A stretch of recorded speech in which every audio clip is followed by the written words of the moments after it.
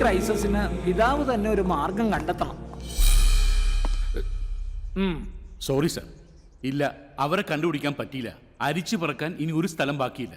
നമ്മുടെ സ്റ്റേറ്റ് ഇന്റലിജൻസിന് വിവരം ശരിയാണെങ്കിൽ ഇന്റലിജൻസ് എന്നൊരു സാധനം ഈ സംസ്ഥാനത്ത് പ്രവർത്തിക്കുന്നില്ല. അതുണ്ടായിരുന്നെങ്കിൽ ഇങ്ങനെ ഒരു യോഗം ചേരേണ്ടി വരില്ലായിരുന്നു ഞങ്ങൾക്ക്. കുരുവിള ജോർജും കൂടെയുള്ള 3 MLA-മാരും സർക്കാരിനുള്ള പിന്തുണ അവർ പിൻവലിക്കാൻ പോകുന്ന വിവരം യഥാസമയം കണ്ടുപിടിച്ച് അറിയിക്കുന്നതിൽ തന്റെ ഡിപ്പാർട്ട്മെന്റിന് വീഴ്ച പറ്റി. ഇപ്പൊ ഫോൺ പോലും എടുക്കാതെ ഏതോ രഹസ്യ കേന്ദ്രത്തിൽ മുങ്ങി അവരെ തെരഞ്ഞു പിടിക്കുന്നതിലും അതേ വീഴ്ച ആവർത്തിച്ചു. Total intelligence failure. പിരിച്ചുവിടണം സിഎം ഇയാളടക്കമുള്ള ഡിജിമാരെ. ഇനിയിപ്പോ പോലീസിന്റെ നെഞ്ചത്തോട്ട് പൊതുയോഗം നടത്തിയിട്ട് എന്താ കാര്യം? സംഭവിക്കാനുള്ളതൊക്കെ സംഭവിച്ചു. ഇനി ക്രൈസിസ് എങ്ങനെ മറികടക്കാം, അതല്ലേ നമ്മളിപ്പോൾ ചിന്തിക്കേണ്ടത്. അതത്ര എളുപ്പമുള്ള കാര്യമല്ല ഐസക് സാറേ. കുരുവിള ജോർജും കൂടെയുള്ള 3 MLA-മാരും തുർക്കി മിശ്രിത ഇളകിപ്പോകാത്ത ഡാം പോലെ സ്ട്രോങ് ആയിട്ട് നിൽക്കുമ്പോ എന്നാ ചെയ്യാൻ പറ്റുന്ന? വീഴും. നമ്മുടെ സർക്കാർ വീണിരിക്കും. ഇന്നത്തെ രാത്രിയും നാളത്തെ പകലും പിന്നെ ഒരു രാത്രി 10-40 മണിക്കൂറുണ്ട് നമ്മുടെ മുമ്പിൽ. ഈ സമയം വേണ്ടതുപോലെ ഉപയോഗിച്ചാൽ ഒരു സൊല്യൂഷൻ ഉണ്ടാക്കാം. പിതാവ് ഒന്നും പറഞ്ഞില്ല. ആ രാത്രി ഓർക്കുകയായിരുന്നു ഞാൻ. അന്ന് ആ ജനനത്തിന്റെ മഹത്വം വിളംബരം ചെയ്യാൻ വേണ്ടി ആകാശത്തൊരു വാൽനക്ഷത്രം ഉദിച്ചു. അതുപോലൊരു നക്ഷത്രമാണ് ഇപ്പൊ എൻ്റെ മനസ്സിൽ. മാധവൻ. മാധവേട്ടനോ? പ്രായഭേദമന്യേ എല്ലാവരെ കൊണ്ട് ഏട്ടനെന്ന് വിളിപ്പിക്കാൻ തക്ക യോഗ്യതയുള്ള ചന്ദ്രഗിരിയിൽ മാധവൻ തന്നെ തിടമ്പേറ്റി നിൽക്കുന്ന കൊമ്പന് സമം സഹായം അഭ്യർത്ഥിച്ച് ചെല്ലുന്നവരുടെ മുന്നില് വെണ്ണ പോലെ അലിയുന്ന മനസ്സുള്ളവൻ. തറവാടി. മുമ്പും പലതവണ നിങ്ങൾ മാധവന്റെ സഹായം തേടിയിട്ടില്ലേ? പല ആപത്തുകളിൽ നിന്നും അയാൾ നിങ്ങളെ രക്ഷിച്ചിട്ടില്ലേ?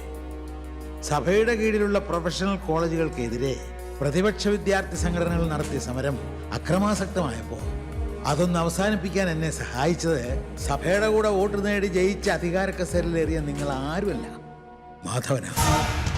ഇത്തവണ അയാൾക്ക് പറ്റുമോ? അയാൾക്ക് മാത്രം. ചാക്കോ, മുഖ്യമന്ത്രി എന്ന നിലയിൽ ഞാൻ തന്നെ നേരിട്ട് പോകണം.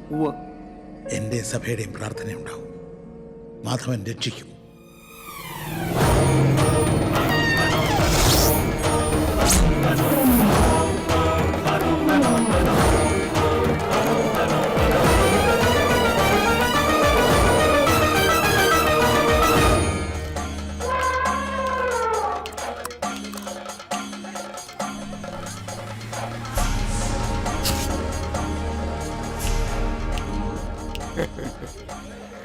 എഴുന്നള്ളത്തിന് 15 ആനകൾ വേണമെന്നാ കമ്മിറ്റിക്കാരുടെ ആഗ്രഹം.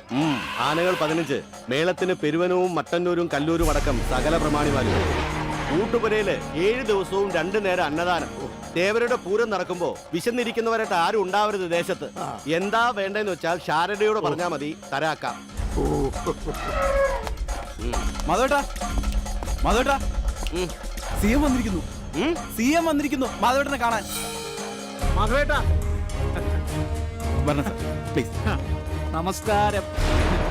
കുരുവിള ജോർജും അയാളുടെ കൂടെ പോയ 3 MLA-മാരും അല്ലേ? അപ്പൊ മാധവേട്ടൻ എല്ലാം അറിഞ്ഞു അല്ലേ? സഹായിക്കണം. ചാരടി എന്തോ?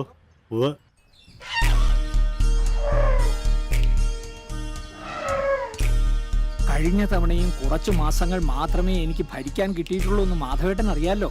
ഇത്തവണയും അത് അങ്ങനെ തന്നെ ആയാൽ രാശിയില്ലാത്തവനെന്ന് മുദ്രകുത്തും. എന്റെ പാർട്ടിയിലുള്ളവർ തന്നെ 2 ദിവസം കഴിഞ്ഞാൽ നിയമസഭാ സമ്മേളനം തുടങ്ങിയായി. അതിനു മുമ്പ് എല്ലാ പ്രശ്നവും പരിഹരിച്ചില്ലെങ്കിൽ ഭയം വേണ്ട, അനർത്ഥങ്ങളൊന്നും സംഭവിക്കില്ല. മന്ത്രിസഭ കാലാവധി തികയ്ക്കും. മതി, ഈ നാവിൽ നിന്ന് ഇങ്ങനെ ഒരു ഉറപ്പ് കിട്ടിയാൽ മതി. എന്നാ ഞാനങ്ങോട്ട്.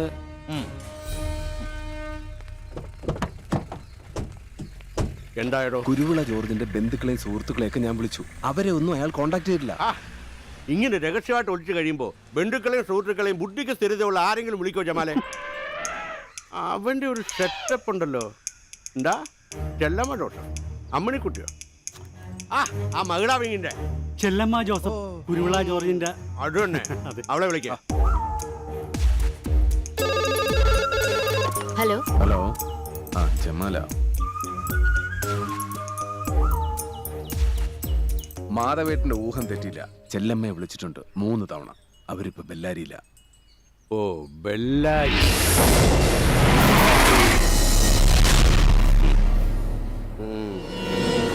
ജമാടെ വണ്ടി ഇറ. ഓ.